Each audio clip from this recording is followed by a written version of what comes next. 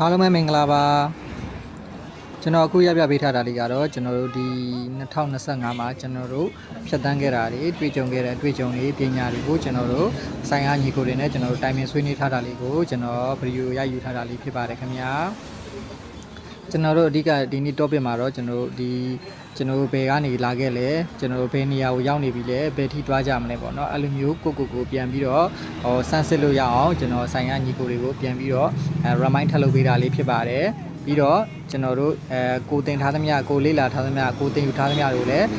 ပြန်ပြီး sharing လုပ်ဖို့အတွက်ဆိုင်ရညီတွေကိုပြန်ပြောပြတယ်ပြီးတော့ဒီနေရာမှာ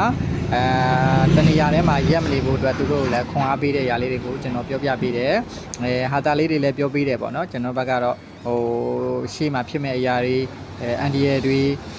စိုးခြင်းကောင်းခြင်းတွေပေါ့အကုန်လုံးကိုကျွန်တော်ဘက်ကနေပြီးတော့ဆိုင်မှာရှိတဲ့ညီကိုတွေကိုကျွန်တော်တို့ပြောပြတယ်ဆိုင်မှာရှိတဲ့ညီကိုတွေရဲ့အတွေ့အကြုံတွေအခက်အခဲတွေအဆင်မပြေမှုတွေလည်းကျွန်တော်တို့ဒီမှာတိုင်ပင်ဆွေးနွေးကြတာလေးကိုကျွန်တော်ဗီဒီယိုရယူထားတာလေးဖြစ်ပါတယ်ခင်ဗျာ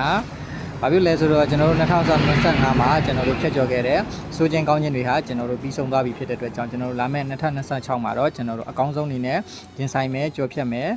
အခုထက်မကတိုးတက်ကောင်းမွန်တဲ့အဖွဲ့အစည်းတစ်ခုဖြစ်အောင်ကျွန်တော်တို့ရှောက်ကြမယ်ပေါ့အဲ့ဒါတွေကိုဆိုင်မှာရှိတဲ့ညီကိုတွေနဲ့တိုင်ပင်ဆွေးနွေးထားတာလေးကိုကျွန်တော်ဗီဒီယိုရယူပေးထားလေးဖြစ်ပါတယ်ခင်ဗျာလာမယ့်2026မှာတော့ကျွန်တော်တို့အခုထက်မကเนาะစိတ်အားရောလူအားရောခွန်အားရောပေါ့နော်ညံစွမ်းရှိသလောက်ကျွန်တော်တို့နှစ်ဆစူးစမ်းဖို့အတွက်ဆိုင်ညီတွေကို motivate နဲ့ကျွန်တော်ဗီဒီယိုလေးကိုအဆုံးသတ်ထားတာပါဖြစ်ပါတယ်ခင်ဗျဗီဒီယိုလေးကိုအဆုံးထိကြည့်ပြီးတဲ့အတွက်အားလုံးကိုကျေးဇူးအများကြီးတင်ပါတယ်